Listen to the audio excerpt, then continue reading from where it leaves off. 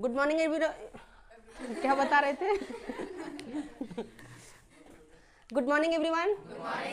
Good morning. देखो हम लोग लाइफ प्रोसेस जो चैप्टर पढ़ रहे हैं वो चैप्टर अब लास्ट होने को है, और आज का जो टॉपिक है उस टॉपिक का नाम है पादपों में परिवहन, ट्रांसपोर्टेशन इन प्लांट। जैसे कि हम लोग जो है सो पिछले लेक्चर में देखे थे कि मनुष्य में किस तरह से ट्रांसपोर्टेशन होता है। ब्लड के थ्रू से एक अच्छे पदार्थ को एक जगह से दूसरे जगह तक कैसे पहुंचाया जाता है उसके बारे में हम लोग पिछला क्लास में डिस्कस किए हैं ना, वही ना हम लोग डिस्कस किए थे। और उसमें से हम देखे थे कि हमारे शरीर में जो ट्रांसपोर्टेशन का काम करता, वो ट्रांसपोर्टेशन का काम कौन करता था? ब्लड करता था। कौन करता था? ब्लड करता था। ब्लड जब पंप होती थी, कहाँ पंप होता था? हृदय में। तो पंप जब होती थी तो वो पंप होने के बाद पूरे शरीर में वो जो है सो सर्कुलेट करता था, और सर्कुलेट करने के बाद जो है सो अच्छे अच्छे पदार्थ जो हैं वो अच्छे अच्छे पदार्थ पूरे शरीर के सभी अंग तक पहुंचा दिए जाते थे, और वहां से जो खराब खराब पदार्थ हैं उसको हमारे शरीर से बाहर कर दिया जाता था। तो ये सब जो है सो हम लोग डिस्कस कर चुके थे। आज हम लोग देखेंगे कि पेड़ पौधे में कैसे ट्रांसपोर्टेशन होता है। यहाँ पर फिगर छपा हुआ है, गौर से जब देखोगे तो पता चलेगा, हर पार्ट तुम लोग को क्लियरली पता चल रहा होगा, लेकिन जो भी चीज बोर्ड पर लिखी है वो सारा इंपॉर्टेंट है और बहुत जरूरी है। आकांक्षा के एग्जाम में यहाँ से क्वेश्चन इस बार भी आया था, पिछला बार भी आया था और इस बार भी आया था। देखो पादपों में परिवहन जो होता है वो कैसे होता है, तो सबसे पहले हम लोग समझ लेते हैं कि पेड़ पौधे जो है, हम लोग ये पहले भी देखे हैं कि पेड़ पौधे अपना भोजन जो बनाते हैं कौन सा प्रोसेस के द्वारा बनाते हैं? फोटोसिंथेसिस प्रोसेस के द्वारा, प्रकाश संश्लेषण की क्रिया करते हैं ना। और प्रकाश संश्लेषण की क्रिया करने के लिए उसे 4 चीजों की जरूरत होता है। वो उसे 4 चीजों की जरूरत होता है। जैसे कि हम लोग जब खाना बनाते हैं तो खाना बनाने के लिए हम लोग को आग की जरूरत पड़ता है, तो इसको भी तो आग की जरूरत पड़ता होगा। तो ये आग कहाँ से लेता है? तो सनलाइट से। तो सनलाइट से, सूर्य से इसे सनलाइट मिल जाती है। हम लोग को खाना जब बनाते तो आग जलाने के लिए ऑक्सीजन की जरूरत पड़ता है, बट इसे जो है सो एटमॉस्फेयर से कार्बन डाइऑक्साइड का जरूरत पड़ता है। किसका जरूरत पड़ेगा? कार्बन डाइऑक्साइड का। और नीचे मिट्टी से ये जो है सो जल को ले लेता है। मिट्टी से क्या ले लेता है? जल को। और इसमें जो है जिसमें खाना बनता है, खाना बनने के लिए पत्ता में क्लोरोफिल होती है, और उसी क्लोरोफिल में जो है सो खाना बनता है। तो क्लोरोफिल लिखे हैं यहाँ पर, उसमें खाना बनता है, तैयार होता है। तो प्रकाश संश्लेषण करने के लिए 4 चीजों की जरूरत पड़ता है, सनलाइट, कार्बन डाइऑक्साइड, वाटर और क्लोरोफिल। 4 चीजों की जरूरत पड़ रहा है। अब 4 चीजों की जब जरूरत पड़ रहा है तब यहाँ पर जो है सो खाना बन जाता है। लेकिन बात यह है कि अब खाना जो बनता है वो पत्ती में बनता है। कहाँ बनता है? पत्ती में। तो पत्ती में जब खाना बन रहा है तो पानी तो पत्ती में ऑलरेडी से यहाँ अवेलेबल होगा नहीं, होगा क्या? तो ये पानी जो है सो कहां से लेगा? मिट्टी से। कहां से लेता है? मिट्टी से। और मिट्टी से जो पानी लेता है, इस पानी को ऊपर ले जाने के लिए जाइलम उत्तक होती है। देखो उत्तक 2 प्रकार के होते हैं पेड़ पौधे में, एक होता है जाइलम उत्तक और दूसरा फ्लोएम उत्तक, जो परिवहन का काम करता है। वैसे उत्तक बहुत सारा होता है, टिश्यू बहुत सारे होते हैं, लेकिन जो ट्रांसपोर्टेशन का काम जो करता है वो 2 लोग करते हैं, एक जाइलम और एक फ्लोएम। ये भी 4 प्रकार के होते हैं, ये भी 4 प्रकार के होते हैं, जो क्लास 9th में तू लोग पढ़ा है ना, जाइलम उत्तक और फ्लोएम उत्तक। अब देखो जाइलम उत्तक क्या करता है। जाइलम उत्तक जो होते हैं ये नीचे मिट्टी से वाटर को ले जाता है। किसको? वाटर को। और वाटर को कहां तक पहुंचा देता है? पत्तियों तक। तो वाटर को पत्तियों तक पहुंचाने का काम जो कर रहा है, कौन सा टिश्यू कर रहा है? Xylem tissue. कौन सा टिश्यू? Xylem tissue. ये जो है सो जल को ऊपर ले जाता है। लेकिन जाइलम उत्तक सिर्फ जल को ऊपर नहीं ले जाता है, जल के अलावा भी बहुत सारे ऐसे कंपोनेंट्स होते हैं जिसको वो जो है सो मिट्टी से ऊपर ले जाते हैं। अब बात है कि वो कौन कौन सा है सर? तो नाइट्रोजन, फास्फोरस और खनिज लवण। जैसे कि हम लोग जब खाना खाते हैं तो हमारे शरीर को प्रोटीन की जरूरत पड़ता है, हमारे शरीर को कार्बोहाइड्रेट की जरूरत पड़ता है, हमारे शरीर को फैट्स की जरूरत पड़ता है, हमारे शरीर को विटामिन की जरूरत पड़ता है और मिनरल्स की भी जरूरत पड़ता है ना। तो हम लोग को यदि प्रोटीन चाहिए तो दाल खा लेते हैं, दूध पी लेते हैं, अंडा खा लेते हैं, सोयाबीन खा लेते हैं, मशरूम खा लेते हैं, तो प्रोटीन मिल जाता है। कार्बोहाइड्रेट चाहिए तो केला खा लेते हैं, चावल खा लेते हैं, रोटी खा लेते हैं, खाते हैं ना। विटामिन चाहिए तो सब्जी उब्जी खा लेते हैं, वसा चाहिए तो तेल खा लेते हैं, खजूर खा लेते हैं, हम लोग को वसा मिल जाती है। लेकिन बात है कि इसको कहां से मिलेगा कार्बोहाइड्रेट, इसे कार्बोहाइड्रेट की जरूरत पड़ेगी, प्रोटीन की जरूरत पड़ेगी, खनिज लवण का जरूरत पड़ेगा, तो ये सब कहां से लेगा? तो ये जो लेता है अंदर से मिट्टी से खनिज पदार्थ को, जैसे कि ये नाइट्रोजन जब लेता है तो नाइट्रोजन से इसे प्रोटीन मिल जाता है। नाइट्रोजन से क्या मिल जाता है? प्रोटीन। किसको?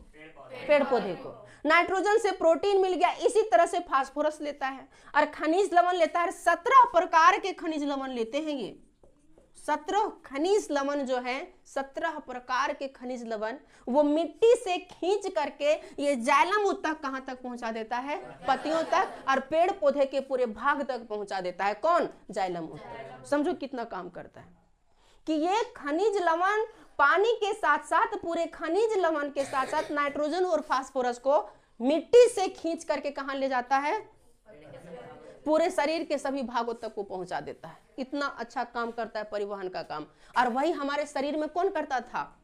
हमारे शरीर में ट्रांसपोर्टेशन करने का काम जो है सो ब्लड करता था, खून। और खून में हीमोग्लोबिन होती थी, और ब्लड जो बहता था उसके लिए 2 नली बनी होती थी हमारे शरीर में, धमनी और आर्टरी और वेन बना होता था ना। उसी तरह से यहाँ पर जो बनी होती है जिसको हम लोग कहते हैं जाइलम। क्या कहते हैं? जाइलम और फ्लोएम। जो काम हमारे शरीर में आर्टरी और शिरा कर रहा है, आर्टरी और वेन कर रहा है, धमनी और शिरा कर रहा है, वही काम यहाँ पर पेड़ पौधे में जाइलम और फ्लोएम करता है। समझो कितना इंपॉर्टेंट काम करता है। अब देखो यहाँ पर एक छोटा पौधा छापा हुआ है, एक बड़ा पौधा छापा हुआ, पेड़ छापा हुआ है ना। अब बात है छोटा पौधा क्यों छापे हैं? जो छोटे छोटे पेड़ पौधे होते हैं, होता है ना, जैसे कि सब देख रहा होगा झाड़ी उड़ी लगल है, छोटा छोटा फूल वगैरह लगा रहता है, तो जो छोटे छोटे पेड़ पौधे होते हैं उसमें जो वाटर जाता है ऊपर, ये विसरण विधि द्वारा जाता है। कौन सा विधि द्वारा? विसरण विधि द्वारा, छोटे छोटे पेड़ पौधे में। लेकिन वही यदि बड़े पेड़ पौधा है और बड़े पेड़ पौधे में वाटर को यदि ऊपर ले जाना है तो वो विसरण विधि द्वारा नहीं जाता है, नहीं जा पाएगा, उतना दूर नहीं जा पाएगा। तो बात है वो कैसे जाएगा सर? ध्यान से समझना थोड़ा। इस कंडीशन में होता क्या है, पत्ता में यहाँ पर जब तुम देख रहा होगा तो यहाँ पत्ता बनाए हैं, और पत्ता में होता है अस्टोमाटा। ये बात पता है ना? हम लोग पढ़ चुके हैं ऑलरेडी। अस्टोमाटा में छिद्र होते हैं, छेद। अस्टोमाटा एक तरह का छेद होता है। होता क्या है कि पत्ता में वाष्पोत्सर्जन की क्रिया होती है। कौन सा सर्जन? वाष्पोत्सर्जन, जिसको वेपोराइजेशन कहते हैं। ये वेपोराइजेशन है क्या सर? थोड़ा समझना बात को। जब इस पत्ता में पानी भर जाता है तो पानी भरने के बाद ये अस्टोमाटा को कंट्रोल जो करता है गार्ड सेल करता है। कौन सेल? गार्ड सेल, जिसको हम लोग कहते हैं द्वार कोशिका। याद है किसी को? बताए हैं द्वार कोशिका। ये द्वार कोशिका क्या करता है कि जब पानी भर जाता है यहाँ पर, तो द्वार कोशिका जो है सो अस्टोमाटा के जो गैप है उस गैप को खोल देगा, गेट को खोल देगा। और जब गेट को खोल देता है ना तो यहाँ से जितना भी वाटर जो है सो बाहर चल जाता है। और जब वाटर बाहर जायत रहता है, जब वाटर बाहर जा रहा होता है, तो उसी प्रोसेस को हम लोग कहते हैं वाष्पोत्सर्जन। उसको हम लोग क्या कहते हैं? वाष्पोत्सर्जन। जैसे कि मान ले कोई छेद है, उसको खोल दिया, अब इधर से गैस निकलता है। अब मान ले ये साइकिल का ट्यूब होता है ना, अब साइकिल के ट्यूब में यदि कोई छेद कर देगा तो गैस निकलता है ना, सब हवा निकल जाता है ना। उसी तरह से जब ये अस्टोमाटा खुल जाता है तो पानी जो रहती है वो पानी जो है सो बाहर निकलने लगता है। और जब पानी बाहर निकलने लगता है तो उसी प्रोसेस को कहते हैं वाष्पोत्सर्जन। और जब पानी बाहर निकलता है ना तो ऊपर की ओर एक बल लगता है। ऊपर की ओर क्या लगता है? बल, फोर्स। और नीचे से धक्का देता है और ऊपर से खींचता है। ऊपर से खींचेगा और नीचे से धक्का देगा। इस प्रोसेस के द्वारा जो है सो वाटर जाता है बड़े बड़े पौधों में, ऊपर तक पहुंच जाता है। लेकिन जो छोटे छोटे पौधे होते हैं, जैसे ये छोटा पौधा हो गया, इस छोटा पौधा में जरूरी नहीं है कि इधर से बल लगाएगा तो उधर से खींचेगा तब जा करके जाएगा पानी।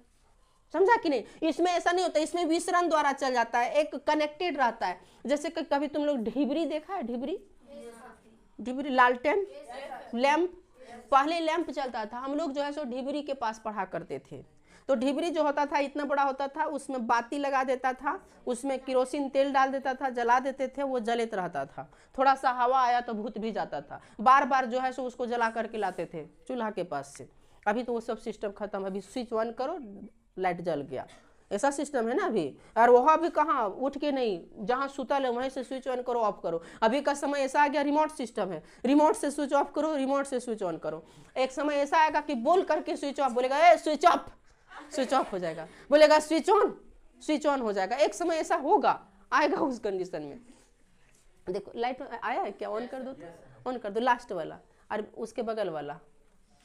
देखो समझना बात को, इधर इधर इधर लास्ट वाला, इधर रे ये साइड, हाँ एक और, हाँ टिपो तो, हाँ अब जला। देखो वोल्टेज नहीं होगा, समझना। तो जो छोटे छोटे पौधे होते हैं, सुनो, जो छोटे छोटे पौधे होते हैं, उस छोटे पौधे में जल जो है मिट्टी से पत्ता तक पहुंचने के लिए कौन सी विधि की जरूरत पड़ता है? लेकिन जो बड़े बड़े पौधे होते हैं उसमें जल जो है वो मिट्टी से पत्ता तक पहुंचने के लिए ऊपर भी एक बल लगता है और नीचे से भी बल लगाता है, और उस प्रोसेस के द्वारा वो कहाँ पहुंच जाता है? ऊपर पहुंच जाता है। कोई दिक्कत यहाँ तक? किसी को कोई आपत्ति? अब देखो यहाँ पर जो है सो फ्लोएम क्या काम करता है। तो अभी हम लोग देखें कि जल कैसे पहुंचता है ऊपर। जल जो पहुंचता है ये मिट्टी से, छोटे छोटे बाल होते हैं, बाल जैसा होता है छोटा छोटा जड़, रूट। अब वो रूट देगा मोटा रूट को, मोटा रूट देगा चालनी जाइलम को, फिर ये धीरे धीरे जो है सो ऊपर ले जाता है, पत्ता तक पहुंच जाता है। लेकिन जब ये खाना बन जाता है तो इस खाना को शरीर के पूरे भागों तक पहुंचाने का काम जो करता है वो कौन करेगा? फ्लोएम। जो हम लोग अभी पढ़ेंगे, अगला हेडिंग मेरा वही होगा, भोज्य पदार्थों का या खाद्य पदार्थों का पेड़ पौधों में परिवहन कैसे होता है।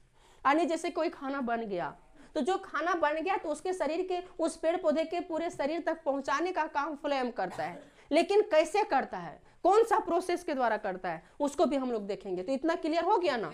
इतना में किसी को कोई दिक्कत है क्या? किसी से क्वेश्चन कुछ पूछ सकते हैं क्या? क्लोरोफिल क्या काम करता है? खाना बनाने का काम करता है। छोटे छोटे पौधे में जो है सो जल कौन सा प्रोसेस के द्वारा ऊपर जाता है? विसरण विधि द्वारा। और बड़े बड़े पौधों में नीचे से भी बल लगता है, और जल तथा खनिज लवण को पेड़ पौधे के पत्ती तक पहुंचाने का काम कौन करता है? कौन तक करता है? कोई दिक्कत है? पेड़ पौधे को प्रोटीन कहाँ से मिलती है? कहाँ से मिलती है? अब देखा होगा, तू लोग कभी सोचा होगा कि जब घर में फसल लगता है, चाहे कोई बारी उरी में, तो उसको कोड़ते हैं हम लोग। थोड़ा सा बड़ा होता है तो उसको कोड़ते हैं, फिर वो पौधा अच्छा निकलता है, फिर उसको कोड़ते हैं, फिर वो अच्छा निकलता है। सोचा है कभी ऐसा क्यों करते हैं हम लोग? क्यों कोड़ते हैं? हाँ देखो सही बात है। जैसे कि मान लीजिए मिर्ची का पौधा है, ये किसका पौधा है? मिर्ची का पौधा। और इसको हम यहाँ कोड़ते हैं। कोड़ते इसीलिए हैं क्योंकि जब इसको कोड़ते हैं तो ये मिट्टी जो है, मिट्टी फैलता है, और मिट्टी जब फैलता है तो यहाँ से इसमें नाइट्रोजन इंटर करता है, और यहाँ पर एक बैक्टीरिया होता है जिसको कहते हैं राइजोबियम। कौन बियम? राइजोबियम। ये राइजोबियम बैक्टीरिया क्या करता है? नाइट्रोजन को खींच करके एक प्रोसेस कर देता है जिसको हम लोग कहते हैं नाइट्रोजिनेसिस। नाइट्रोजिनेसिस, जिसको हिंदी में कहते हैं नाइट्रोजनीकरण। और नाइट्रोजनीकरण करने के बाद यही नाइट्रोजन को उस पेड़ पौधे में भेज देता है, और वो नाइट्रोजन जब पेड़ पौधे में जाता है, ज्यादा करके ये दलहन पौधे में होता है, तो उस दाल में जाकर के प्रोटीन के रूप में वो स्टोर हो जाता है। इसीलिए हम लोग को दाल से प्रोटीन मिलता है ना। तो जितना हम यहाँ कोड़ेंगे उतना इसको नाइट्रोजन मिलेगा, उतना इसको प्रोटीन मिलेगा, उतना ये लंबा होगा। और यदि किसी को नहीं कोड़ेंगे तो बोने रह जाता है। रहता है कि नहीं रहता है? देखता होगा बोने रह जाता है। चलो तो इतना लिख लो, फिर आगे फिर हम बताते हैं। लिख लो।